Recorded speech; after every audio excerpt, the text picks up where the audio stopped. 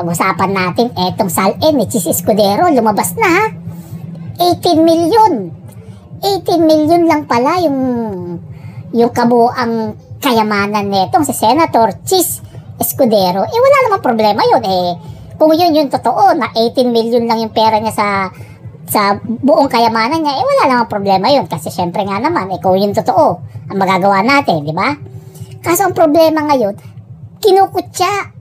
Etong si Senator Chis Escudero, pinagtatawanan ng mga Pilipino, etong si Senator Chis Escudero, at hindi naniniwala sa pinakita niyang Sal-N na 18 million lamang ang kanyang pera. May nagsabi pa, paano naging 18 million? Nagregalo siya sa asawa niya ng singsing halagang 57 million. Diba? Paano nangyari yun? Nagregalo siya 57 million ng singsing sa asawa niya. Tapos yung nakadeklara sa Sal-N niya, 18 million. Sino maniniwala ron? Diba? Paano ka maniniwala dun? O sabi pa nga mas malaki pa yung 30 million na dinonate ni Lubiano. Lubiano ba yun? Basta yung kontraktor na nagdonate sa kanya. Nung kampanya, 30 million, mas malaki pa raw kaysa sa kabuo ang pera niya. O. Ngayon, yun talaga mahirap intindihin bilang Pilipino na nagbabayad ng tax. Yun ang pinakamahirap intindihin.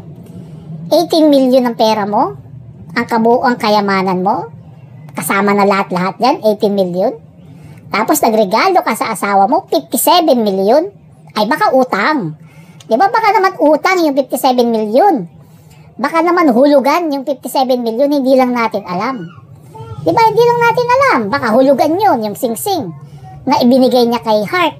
Pero sa tingin ko hindi rin Kasi tuwang-tuwa si Hart Kung hulugan man yun, kung utang man yun, bakit tuwang-tuwa si Hart na akala mo walang kinash yung singsing? Di ba?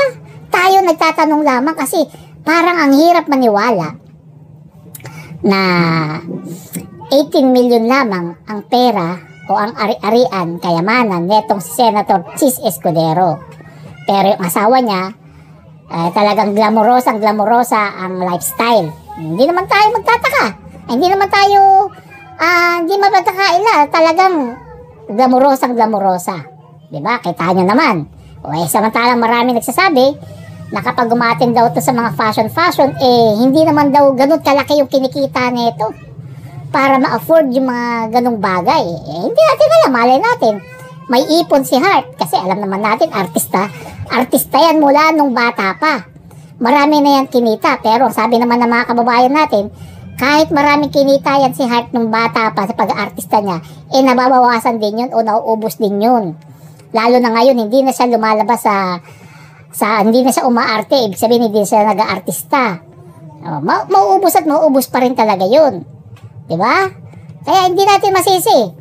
Hindi natin masisi mga kababayan natin kung ganyan ang tingin nila kay Senator Chis Escudero, kung bakit hindi sila makapaniwala na 18 million lamang. Mas malaki pa yung pera ni Senator Risa Hontiveros na 2 term pa lang sa Senado. Etong si Senator Chis, ilang taon to sa congressman, ilang taon na yan sa Senado, tapos 18 million. Parang napakahirap talaga maniwala. Kung di rin ako nagkakamali pa ha, yung kapatid nito, yung asawa nun, kontraktor.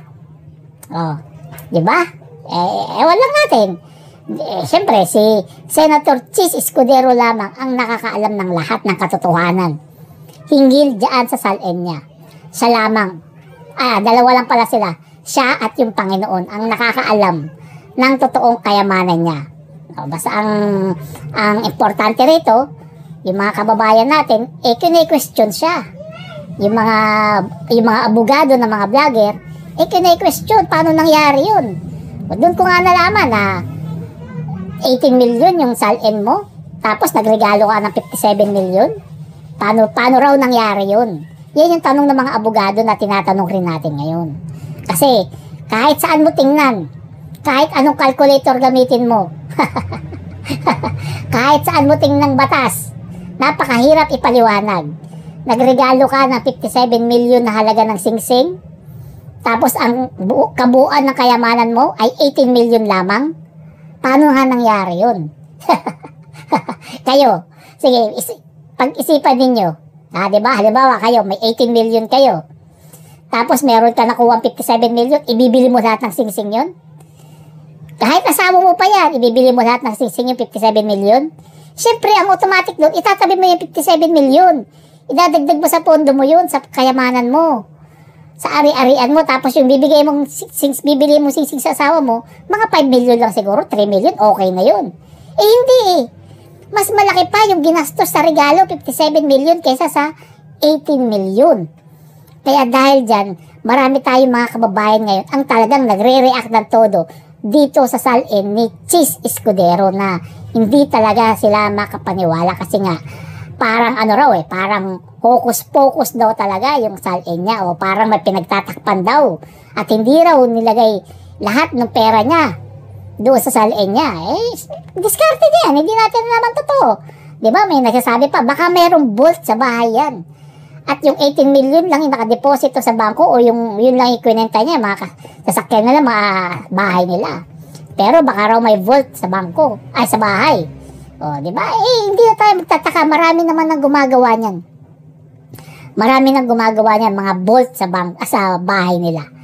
Sa katunayan, diba, nabanggit yan ni, hindi ko kakamali, si Senator Miriam Defensor Santiago, yung magaling na senador, na may mga politiko na limpak-limpak ang pera sa bahay nila. Hindi nila nilalagay sa bangko para hindi matrace, para walang paper trail. Diba?